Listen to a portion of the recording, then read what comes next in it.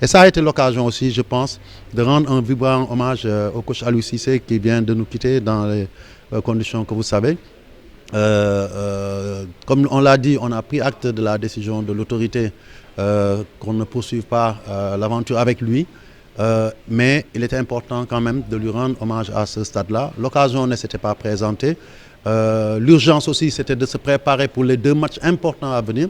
Et nous avons pris comme prétexte cette cérémonie-là pour lui rendre un vibrant hommage en disant que Aliou Cissé, avec son pays et avec son football, a eu un destin fabuleux parce que pouvoir briller comme capitaine et comme joueur avec une équipe nationale pendant des années, en 2001, 2002, avec une finale de Coupe d'Afrique, un quart de finale de Coupe du Monde, et plus tard revenir 20 ans après, gagner le premier trophée continental, la CAN, pour un pays, c'est immense. C'est un destin fabuleux. Et rien ne pourra l'effacer. Et ça, je pense qu'il est important que nous autres fédérations, nous autres comités, nous autres acteurs de football, avant qui que ce soit, qu'on puisse lui rendre cet hommage-là. La vie continue, le football continue. Aliou l'a dit, même s'il n'est plus entraîneur, personne ne peut effacer son nom du football sénégalais et de l'histoire du football sénégalais. Et il est jeune, il a encore du chemin à faire, que ce soit ici ou ailleurs, et on est persuadé qu'il le fera. Mais il était important de magnifier son travail à cette occasion-là et surtout de dire, comme je l'ai dit, son acte le plus fort, ça a été de réveiller le champion qui sommeillait dans tous les Sénégalais. On le sait, pendant 60 ans, on nous a toujours crédité d'une qualité du footballeur sénégalais à nul autre pareil. Et à chaque CAN, alors qu'on ne gagnait jamais, on nous faisait favoris d'office sans que ça soit été par nos résultats. Et c'est avec lui que non seulement en tant que joueur, on a joué la première finale de CAN, avec sa génération, les El Hadji Diouf, les Fadiga et tous les autres, je ne peux pas tous les citer. Et il est revenu encore pour pousser le bouchon jusqu'à ce qu'on remporte cette CAN.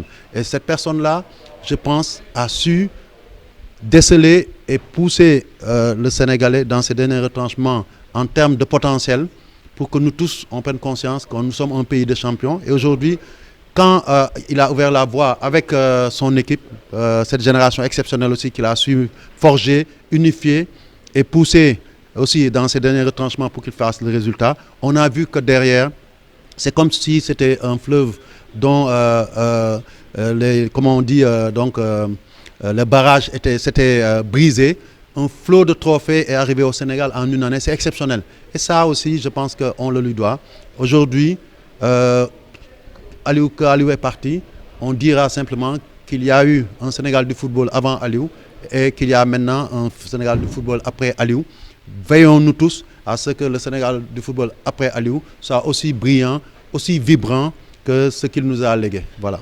Ce staff intérimaire, ce sera jusqu'à quand? Et est-ce que la fédération va procéder bientôt au dépôt de candidature pour chercher un remplaçant? Écoutez, je pense que, comme vous le savez, hein, nous avons tous été pris de court parce que le délai était très court parce que c'est lui qui a publié sa liste entre le moment où on nous a notifié officiellement que la non-approbation de son contrat et ce match-là.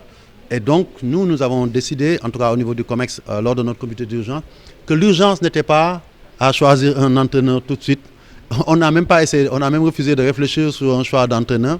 Mais on a dit, l'urgence c'était de remobiliser les troupes, remobiliser ses collaborateurs parce qu'il n'y avait pas 36 solutions. C'était de se reposer sur l'existant, des gens non seulement qui ont de la qualité comme Aliou, mais qui ont travaillé avec lui, qui connaissent la tanière, que les joueurs connaissent et qu'ils connaissent pour continuer cette mission sur ces 2 matchs importants. Et aujourd'hui, la seule urgence qui vaille dans nos têtes, c'est de gagner ces 2 matchs pour nous qualifier, maintenir le Sénégal sur l'orbite de la performance que nous lui connaissons. Et après seulement, s'ouvrira la période de recherche d'un entraîneur. On espère qu'on n'ira pas chercher trop loin parce qu'aujourd'hui, j'ai fait quand même l'éloge de l'expertise nationale. Je pense que mon comité ici ne me démentira pas. Notre priorité, c'est cela. Nous resterons dans notre logique. C'est vous-même qui le dites, hein, vous dites hein, les Sénégalais et les Wolof, moi je suis sérère. Dañu naan di nga jàppoon ba mel nii bu ko bàyyi ndax jig na la du dëgg bu fekkee dañuy liggéey ak ay doomi Sénégal ñu ñuy may ay résultats bu ñu jéem a seet fu gën a sori fekk lu ñuy am nañ ko suñu ñuy weewu tànk du dëgg donc loolu moi je pense que c'est le principe de base. Ça ne veut pas dire qu'on est fermé à l'ouverture extérieure, mais je pense que la première option, ça doit être de maintenir cette dynamique extraordinaire qui a fait qu'aujourd'hui, nous avons fait tâche d'huile en Afrique. Si beaucoup de pays qui avaient l'habitude de prendre des entraîneurs étrangers, occidentaux ou autres, aujourd'hui se sont retournés vers l'expertise nationale, c'est parce qu'ils ont comme référence le Sénégal. Et je pense que ça nous a réussi. On ne doit pas être vraiment dans des positionnements, je dirais, figés, mais on doit pouvoir se reposer sur l'existant, les acquis pour continuer à avancer. Et donc, comme je l'ai dit, en tout cas, le COMEX en décidera peut-être pas forcément aujourd'hui, comme on a dit que ce n'est pas notre priorité, pour définir les critères de choix et peut-être travailler sur une liste restreinte pour remplacer Aliou. Bien entendu, sur place ici, nous avons des Sénégalais qui sont capables de le faire, mais aussi à l'extérieur, nous avons de dignes représentants qui seront capables de le faire. Mais c'est un choix qui devra être fait. La fédération le fera en relation avec l'autorité, parce qu'on sait que l'autorité est le tiers payant dans ce domaine-là, et que aussi, c'est l'autorité qui nous a délégué son pouvoir. Il est important qu'on soit à phase sur les choix, sur les orientations, et à chaque fois que de besoin, en tout cas, moi, je me retournerai vers notre tutelle pour savoir ce que l'État pense par rapport au choix de ce futur entraîneur-là.